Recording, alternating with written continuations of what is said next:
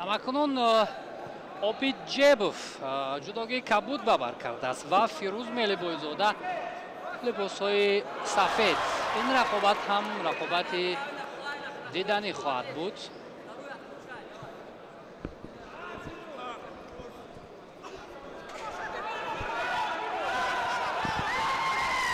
فیروز ملیبویزاده سال گذشته در قهرمانی تاجیکستان خیلی هنرش ارزنده بود.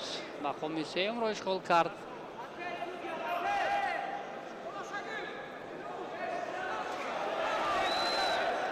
و این یک حرکت اوبیجیبوف، نفری که تازه به هیئت تیم ملی کشور پیوسته است. و فیروز ملیبویزاده هم تجربه خوبی مسابقه های داخلی را دارد.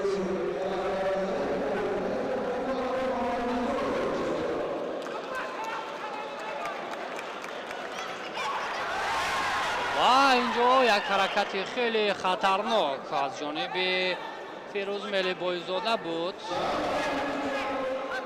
و اوبیجیبوف هم چون گفتیم تجربه خوبی میدانداری در این رشته دارد. البته او هم خیلی خوب میتواند که دفاع کند، خوب میتواند که با پررگی رفتی رقابت را تغییر دهد.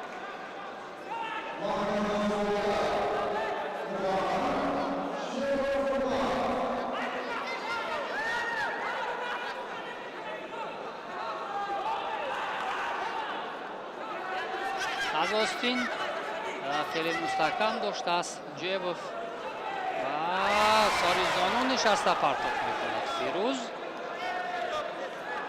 اما موفق نشد.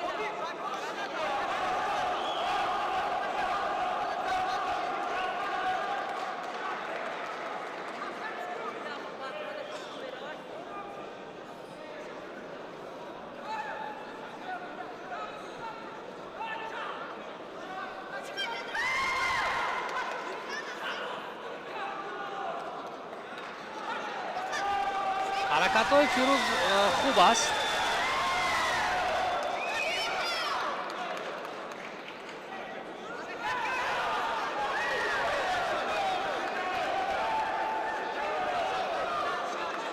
او بر مقابل اوبیجیبوف با تجربه تاکنون ارزنده هنرنمایی کرده ایستاده است.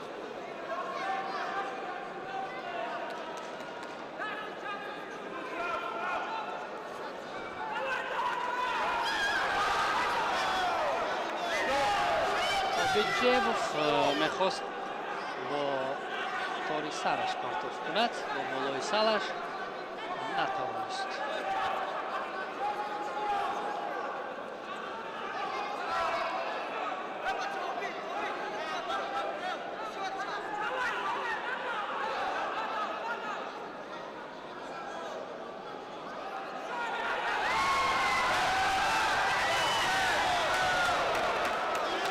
این علاقه دویم مراتبه است که از حمله رقیب میگریزد اوبیجیبوف و شاید اینجا سیموراد علیم فکر کند، ولی نه. او رقابت را ادامه دید. البته اینجا فعالی فیروز بیشتر است به هر حال.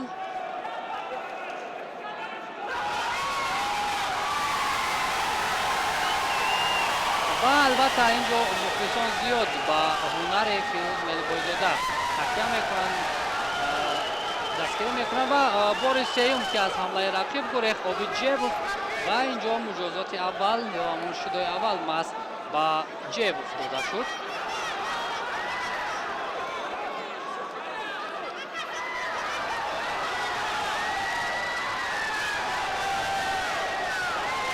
حرکت های فیروز هم خوب است. اوبیجیبوف این لحظه تلاش کرد برای پرتاب کردن، اما نتوانست.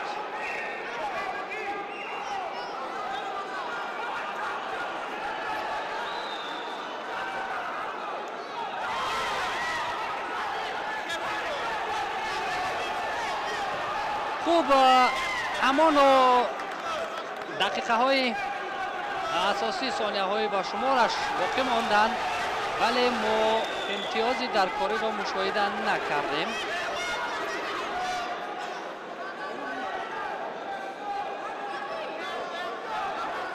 чаҳор, се, ду, як. Тамом. дақиқаҳои асосӣ ба охир расиданд. Голден скор ё дақиқаҳои тиллоӣ шурӯъ шуданд.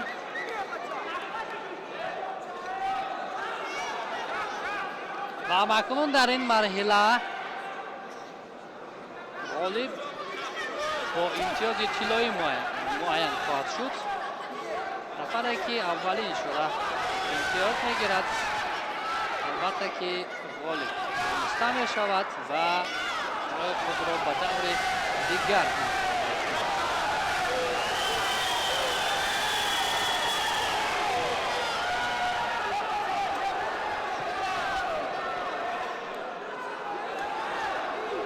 ҳамин тавр голден скор ҳам шурӯъ шуд. рақобати ҳарду ин паҳлавон идома дорад, вале натиҷаи даркорӣ то кунун ба қайд гирифта нашудааст. фирӯз мелибойзода ҳамон шакле ки аз оғоз шурӯъ карда буд, ҳамон тавр рақобатро идома медиҳад ва ин партофти фирӯз мелибойзода имтиёзи ба зариба ӯ гузорӣ мегардад дар марҳилаҳои ё дар дақиқаҳои тиллоӣ ва обиҷебов хеле таассуф мехӯрад аз ин ҳолат, вале инҷо саймуроди олим довари марказ мехоҳад ба наворҳои такрорӣ таваҷҷӯҳ кунад ва мутмаин шавад ки ин партоф то куҷо имтиёз овард. аммо ҳамон оринҷи дасти ҷебов ба замин расидаду шояд инҷо ба зари набошад. бале ҳамин тавр ҳам шуд. имтиёзи вазари бардошта шуд, зеро он қисмати фитф ё паҳлӯе ки ба замин расид обиҷебов барои вазари ба ӯ гузорӣ кардан мувофиқ набуд. аз ҳамин хотир вазари бардошта шуд. амакунун обиҷебов бояд шакли рақобаташро дигартар кунад, чаро ки як маротиба аллакай ҳариф пештрафт гардид. ба ҳар ҳол ва анакунун ҳолати асай коме кор дар замин ҳамон натавост.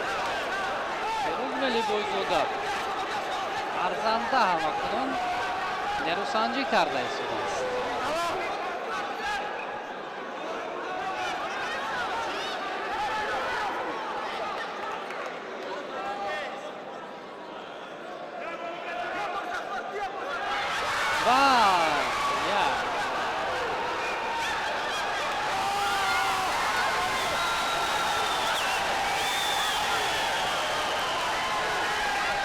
ва инҷо фирӯз ишора мекунад ки обиҷебов ғайриқоида амал кард, аз пой дошт ва инро ҳам аз назар мегузаронанд. он ҳайати мушоварае ки онҷо нишастанд, мутахассисони ҷопонӣ, ва агар чунин бошад пас обиҷебов муҷозот хоҳад шуд.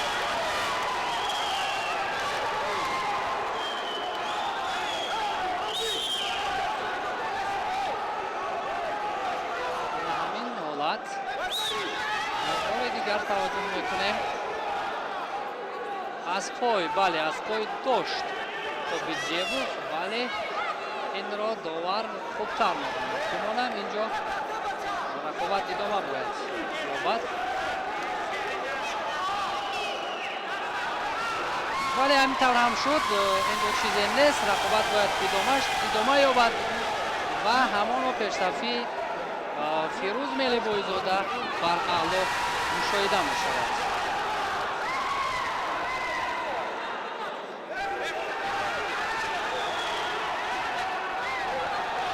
ҳаракатҳо акнун обиджебов ва хеле хуб дифоъ кард. Инҷо Фирӯз Мелибойзода чархиши хуб дошт, вагарна имтиёзи ипони шояд инҷо ба нафъи Обиджебов мешуд. Фирӯз Мелибойзода аз Ризқиддин Раҷабов тамрин мегирад ва шояд самакунун таҷрибаи даркориро омӯхтааст. муҷозот ба Обиджебов нодуруст амал кардан ва ҳамакунун душидо дорад. Обиджебов дақиқаи сеюми тиллоӣ ё голден скор ҳамсипарӣ мешавад, вале то кунун имтиёзи даркорӣ нест ва ин гуна ҳаракати Ҷебов наздик буд ки барояш имтиёзи даркориро биёрад.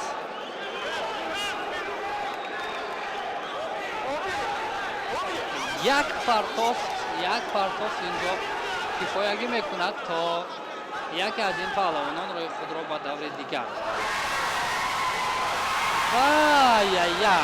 ҳаракати Фирӯз Мелибойзода. ҳарду ҳам хаста гардиданд ва инҷо Фирӯз шояд бештар хаста шудааст.